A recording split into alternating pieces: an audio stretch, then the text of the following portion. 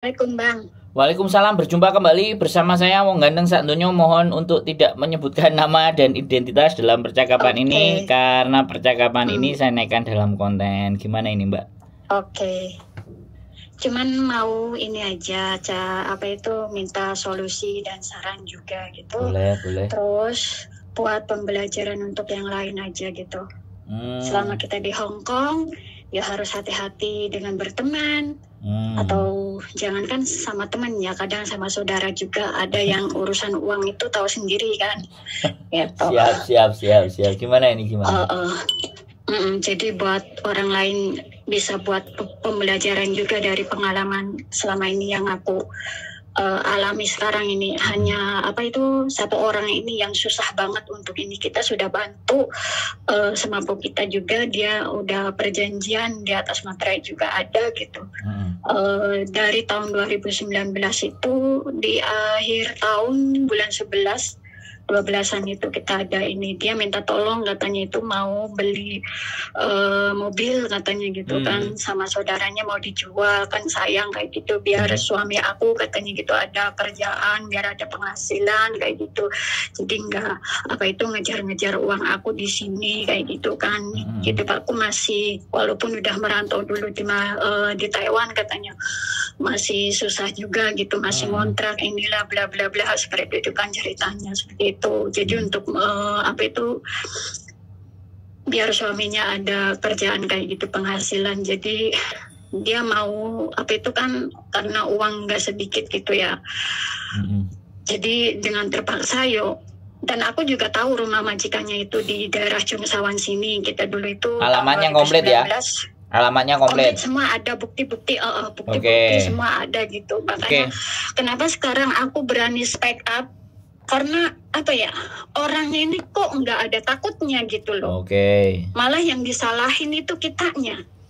Padahal aku yang ngomong nggak secara kasar, kalaupun dia ibaratnya janji 1 kali, 2 kali, 3 kali, oke lah kita ibaratnya masih memahami ya. Kalau dia belum ada uang. Tapi kan dari tahun 2019 sampai sekarang udah tahun 2023 4 kan, udah berapa tahun aku itu sabar selalu dijanjiin, dan awal perjanjian itu kan dia minta waktu tahun 2019 sampai tahun 2020 bulan 10 11 itu dia mau renew kontrak, katanya dia mau ngambil uang di bank katanya gitu. Mungkin mau dikasih ke aku sebagian atau masih mau dipakai, yang penting aku masih ada di sini dan kamu tahu alamat majikan aku. Dan aku juga pernah sih ketemu majikannya itu waktu itu corona kan, tahun 2020 bulan 1 itu kan. Nah dia itu ada apa itu kayak namanya waktu itu kan lagi boomingnya masker kayak gitu kan. Nah majikannya itu borong masker dari Indo kayak gitu kan. Nah pas waktu itu aku lagi nunggu visa, bantu jualin juga gitu, dan ada penjualan uang, dan jadi hasil uang pun aku langsung setorin semuanya lancar, karena emang aku orangnya juga amanah gitu ya, dan nggak mau banyak ini, juga tahu hak-haknya orang gitu. Tahu itu semuanya majikannya di sini, dan aku sering kali dia selalu ingkar-ingkar janji terus, dan waktu itu juga dia udah mau ini kayak mau menghindar, cuman dia nggak bisa menghindar karena aku tahu rumah majikannya kan kayak gitu. Aku selalu ngejar dia terus, jadi dia sekarang itu selalu standby apa itu HP-nya, kalau ada chat dari aku itu kadang nggak langsung dibalas, tapi apa itu pasti ada ini buka, karena sewaktu-waktu aku pasti datang ke rumah majikannya itu gitu, ketemu sama dia kayak gitu kan, di depan pintu janji iya nanti tunggu bulan ini dan sekian kayak gitu mau dibalikin, tapi nyatanya sampai sekarang. Dan masalahnya ini rumitnya itu dia kayak mencari kesempatan kesempitan, itu selalu manfaatin majikannya juga, katanya itu dia bilangnya selalu minjem uang sama majikan, jadi uangnya itu dipotong terus gitu gajinya gitu. Tapi bila mana kalau kita orang baik ibaratnya amanah ya, kita dapat pinjaman dari majikannya kan harusnya dapat berapa, dan ingat gitu loh ngasih uang ke kita kan gitu, berapa dulu kan aku juga nggak bakalan marah lah, ini dicicil enggak, nggak ada ujung pangkalnya gitu, Bang. Sampai urusan katanya itu si adiknya juga mau jadi penjamin. Nanti tunggu bulan sekian dari bulan kemarin, tahun kemarin bulan satuan itu dia janjiin katanya mau ngasih. Terus ada suaminya juga itu aku juga ya mau menjaminkan, tapi semuanya itu omong kosong terus. Nah kemarin bulan 10/9 itu tahun kemarin tuh dia janjiin katanya aku mau dapat uang long service. Nah kebetulan dia ada omongan seperti itu, aku minta bukti gitu. Bukti lembarannya itu kan pasti ada coret-coretannya katanya itu dari agennya kan gitu. Aku tak suruh dia copy gitu. Dan dia ngasih. Tunggu katanya di bulan 10 tanggal sekian. Oke, aku diem, aku mereda emosinya, aku tunggu etiket baiknya gitu ya. Tapi udah waktu hari H-nya, ya itu lagi majikannya katanya lagi jaga adiknya yang di rumah sakit, yang apa itu sakit jiwa, kayak gitu kan. Terus tunggu dalam berapa hari lagi tanggal sekian. Nanti kalau majikan aku udah ini, aku minta uangnya. Oke, aku tak tunggu. Dan waktu hari H-nya lagi, katanya majikannya nggak ada lagi di Cina. Tunggu berapa hari lagi, kayak gitu. Seperti itu terus, kayak gitu sampai sekarang. Dan minimal uang ini juga nggak sedikit. Aku hanya minta uang hak aku untuk segera dibalikin. Karena kesempatan, dia minta waktu. Oke, aku udah tak kasih waktu. Ini udah 4 tahun. Bukan 1 bulan, 2 bulan, 3 bulan, 4 bulan loh. Kita juga sama punya keluarga yang butuh uang. Yang punya hutang juga bukan kamu. Kalau misalkan ibaratnya kita semua orang juga punya hutang, kan pasti bisa membagi gimana cara untuk mencicil uang sama orang yang sudah menolong kita kan. Seperti itu. Dia kayaknya omongannya itu sepele banget, enteng banget gitu loh. Jadi kenapa aku sekarang itu minta bantuan gitu untuk jadi saksi. Misalkan ini kan kemarin dia janji akhir bulan kemarin kan dia janji katanya akhir bulan. Oke, aku tak tunggu lagi kan. Akhir bulan mungkin dari suaminya. Itu dari Indo, uang dari Indo urusan, padahal urusan uang ini kan di Hong Kong gitu ya. Harusnya kan dia yang berbuat, harusnya dia yang tanggung jawab, tapi dia selalu melempar ini ke keluarganya, nah inilah itulah kayak gitu kan. Oke, aku tak ikutin apa dia maunya, tapi semakin lama aku disabarin malah dia kayaknya meremehkan. Tapi dibilang meremehkan, dia nggak mau bilang, ibaratnya aku itu nggak meremehkan kamu, aku itu pasti tanggung jawab. Bentuk tanggung jawabnya itu di mana? Jangan kayak gitulah. Kita sama-sama susah, kamu juga punya gaji, kita juga punya gaji. Harusnya kalau memang kita punya hutang, yo gimana cara baiknya? Ya enggak. Aku bukan minta uang kamu, aku minta uang hak aku. Kalaupun belum bisa semua, ya berapa dulu nggak mungkin kan aku marah kayak gitu. Aku di saat adekku mau nikahan, aku minta sama dia janjiin iya bulan sekian tanggal sekian. Udah pas hari H-nya ya seperti itu lagi. Akhirnya dengan sendirinya aku berusaha gimana untuk kebutuhan keluargaku, aku juga ngambil di bank. Tapi semuanya lancar-lancar aja kok, selagi kita ibaratnya tanggung jawab. Lah, hutang aku di bank aja udah lunas, kenapa uang hutang dia sama aku kok nggak diberes-beresin gitu loh. Seakan kayaknya nyepelein yang namanya hutang, haknya orang gitu loh. Tahu hukumnya, hukum dunianya, tahu hukum akhiratnya, tapi kok nggak dipakai gitu loh. Nggak ada rasa takut. Dan korbannya itu juga bukan hanya satu orang aku aja, ternyata sebelum sesudah aku juga nggak tahu sebelumnya konflik mereka dengan orang lain kan. Yang penting intinya kan antaranya aku sama dia. Tapi aku tahu dari temennya juga yang jadi korban dia seperti itu, datanya dipakai sama dia juga kayak gitu. Tapi aku nggak mau mencampur adukan urusan mereka dengan urusanku. Yang penting kan urusan aku gimana kayak gitu kan. Gitu. Menurut Abang Sandro gimana? kalau menghadapi orang kayak gini. Aku pengen kasih pelajaran itu orang biar jangan sampai ada korban lain gitu. Capek. Aku nggak mau sih mutusin matiin rezekinya dia, keluarganya dia, tapi dia mau matiin dan rezeki aku sama keluarga aku gitu.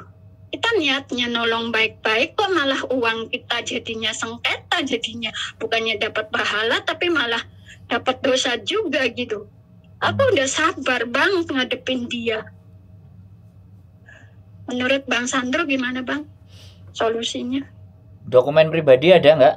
Lengkap sampean pegang? KTP, Kopian, alamat, semuanya ada? Alamat semua ada. Oke. Ada apa itu? Gantian saya di daerah ngomong. Jungsawan sini. Oke, gantian saya ngomong ya. Sampean sudah 10 menit soalnya. Giliran saya ngomong kalau memang sampean mau dengar apa yang ingin saya sampaikan. Jadi kita langsung ke small claim tribunal. Pinjamannya sampai berapa? Mungkin melebihi dari 60. 60? Itu pokoknya? Pokoknya aja toh? Dicampur bunga atau bagaimana? Sama ini kan ada bagi hasil ya udah segitu. Dia pokoknya aku sih terserah dia mau ngasih berapapun gitu loh. Bukan, total aslinya jumlah lebih dia. Dari itu Total dia pinjam 60.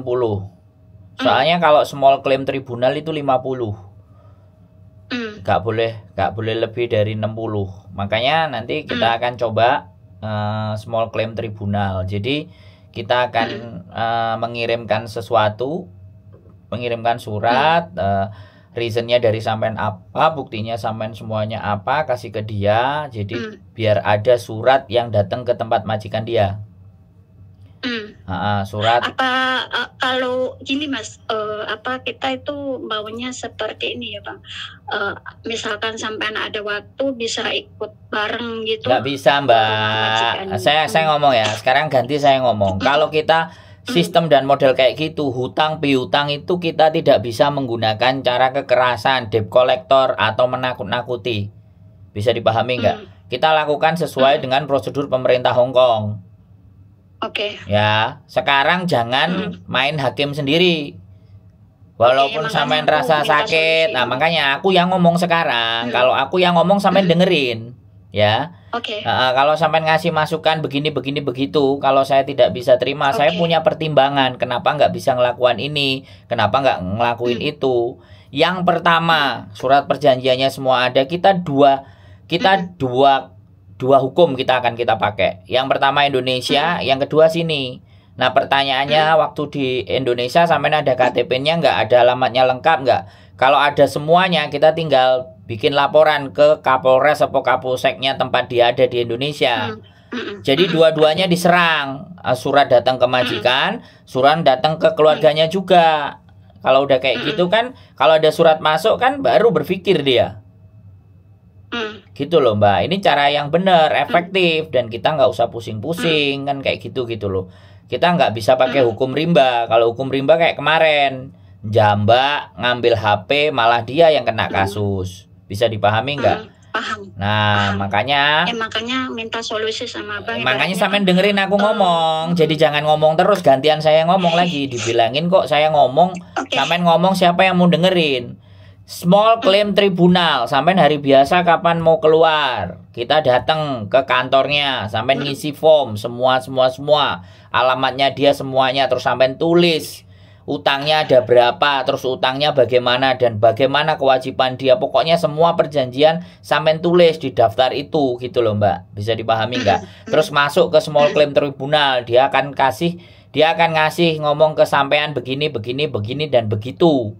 Nah, setelah dia ngomong begini dan begitu, sampean dengarkan dengan seksama dan sampean tinggal ikuti aja arahannya dia selanjutnya gitu loh. Bisa dipahami nggak? Jadi Hong Kong itu juga punya tata cara untuk menyelesaikan persoalan yang seperti ini pakai jalur hukum gitu loh. Ya kan, utang piutang ini memang nggak bisa diperkarakan, hukumnya perdata. Kalau perdata pengacara, kalau pengacara Hong Kong mahal. Tapi kalau toh pun kita berani mau, ya kita bilang perjanjian sama pengacara supaya untuk pembelajaran atau langsung masuk ke polisi. Jadi itu yang dari dulu yang ingin saya pelajari juga. Makanya saya juga cari link.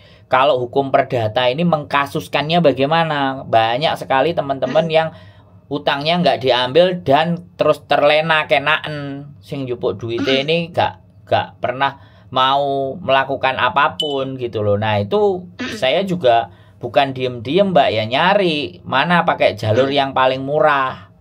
Di sini ada nggak LBH, lembaga bantuan hukum seperti itu. Sampai saya beberapa nanya sama mahasiswa hukum yang ada di Hong Kong pun ciwo. Jadi kayak buat apa gitu loh kan. Gitu loh Mbak. Makanya saya terus nanya kalau ke polisi mau ngutang nggak bisa dimainkan. Katanya ke kantor pengacara. Nah kemarin saya sempet didatangi tapi sekali konsultasi sampai hampir 3.000. Ya saya mikir kan. Kok sampai begini angkanya, harganya seperti ini. Nah, soalnya pengacara di Hong Kong kan beda-beda. Nggak kayak di Indonesia. Semua pengacara Indonesia apapun kasus bisa. Di Hong Kong kan tidak bisa. Urusan pencurian beda, urusan perdata beda, urusan penjara beda, urusan pembunuhan beda. Semuanya beda-beda. Ada sub-subnya sendiri. Nah, ini kan bisnis dan perdagangan. Makanya saya mau cari mana yang bisa lebih murah. Nah, untuk solusi pertama yaitu sampean ke kantor daerah Chungsawan juga. Jadi small claim tribunal namanya. Sampean datang ke sana, sampean ngisi form, sampean tulis ABCD bla bla bla bla, terus masukkan formnya. Misalkan Bang Sandro ada waktu atau mungkin aku ada waktu libur, kan liburnya kadang aku hari biasa juga, nggak mesti libur juga. Misalkan ini dia kan janjinya dari dia Mbak, sama saya kasih tahu. Itu. Saya kasih tahu. Kalau sampean tetap maksa saya harus datang ke tempatnya dia dan nagih, itu bukan solusi, Mbak. Bukan maksudnya ke tribun. Ya udah, saya ngomong sampean enggak dengerin saya ngomong. Sampean libur hari apa kapan kita janjian. Yang penting saya di Ijoli Patadong, wis. Enak toh? Oke, enggak apa-apa. Udah. Bang. Ya udah, wis enggak usah masalah urusan itu enggak usah panjang kali lebar. Sampean libur hari apa kabari. Saya ada di Hong Kong, kita berangkat. Kalau saya ada di Hong Kong loh ya. Karena buat pembelajaran. Ya dengerin saya ngomong dulu. Saya belum selesai ngomong. Biasakan gantian, Mbak. Kalau saya lagi ngomong sampean diem. Sampean ngomong aku diem. Jangan dua-duanya ngomong. Kalau saya ada di Hong Kong, kan saya hari-hari ini akhir-akhir ini akan kemungkinan mulai plan rencana untuk ada urusan di Jepang. Makanya sampean kabari beberapa hari sebelumnya. Terus istri saya kadang-kadang ya minta nggak mau aku kemana-mana, harus nemenin dia kan. Jadinya biar kita bisa atur, biar sekalian sampean juga tahu. Nanti sekalian kita kontenin biar teman-teman pada paham semuanya. Kalau ada pinjaman sama teman-temannya, yang menjadi persoalan itu pada saat pinjaman itu mereka nggak punya data, mereka nggak punya semua alamat semua. Jadi gimana mau ngasih pelajaran kalau nggak tahu ID-nya berapa, apa semuanya berapa. Itu loh Mbak. Wis sekarang nanti hari libur sampean kapan, bagaimana kabari, tak anterin. Oke, siap. Tunggu dalam 2 minggu, 3 minggu ini, mungkin tanggal 21-an itu gimana reaksi pokoknya terserah. Wis. Nanti tak kabari abang lagi gitu. Hari biasa karena nggak ada yang buka kantor Hongkong kalau hari Minggu, oke? Oke. Nah, makasih infonya. Nanti kalau solusinya, Bang. Nanti kalau ada pengacara lagi yang bener mau dan bayarnya murah juga tak sampaikan ke sampean. Karena kalau Hongkong kan harusnya semua kalau bantuan hukum pastinya ada, tapi saya nggak tahu ada di mana. Iya pastinya. Saya cari dulu itu semuanya. Kenapa? Iya. Tak cari dulu semuanya. Ini juga aku juga belajar bagaimana mengkasuskan melalui pengadilan. Bukunya sudah tak ambil. Baca kok sih gak mudeng-mudeng aku piye jalure gitu. Aku mulai melok-melok belajar hukum itu sini. Oke? Ya semoga bisa bermanfaat buat orang-orang yang ibaratnya kita mau menolong orang tapi dimanfaatin kayak gitu kan, bikin apa itu jerah orang yang di Hong Kong gitu. Rata-rata kita udah baik tapi seakan kita itu kayak orang bodoh gitu ya. Siap, Mbak. Yes. Yang penting kalau yang penting prosesnya yang dijalani tak kontenin ya. Oke, ya biar semua tahu buat wawasan juga buat mereka. Kalau memang kita mau bantu harus ada data-data lengkap kayak gitu. Ada, aku itu ada dari awal tuh. Makanya kan biar oke gitu loh Mbak ya. Jadi nggak ada persoalan. Kita berdoa dan berjuang. Namanya juga berusaha nagih itu sebenarnya membantu dia. Tapi kalau udah usaha kita lakukan ya wis, nanti pakai cara lain apa gitu loh. Oke? Oke, makasih infonya, solusinya Bang. Ya. Semoga bermanfaat buat teman-teman yang lain gitu aja, pesannya hati-hati aja gitu. Oke, semangat makasih semuanya Bang. Yo, waalaikumsalam warahmatullahi wabarakatuh. Oke teman-teman, ya hutang. Waktunya ngegas, ngegas. Waktunya kita coba, kita datengin lagi ke kantornya. Nanti kita bikinin kita bikinin videonya juga biar yang lainnya juga bisa tahu dan paham bagaimana memperkarakan dan mempersoalkan hal-hal yang seperti ini. Mungkin itu saja ya dari saya. Mudah-mudahan tetap semangat, keep stay tune my YouTube channel and see you next video. Bye bye.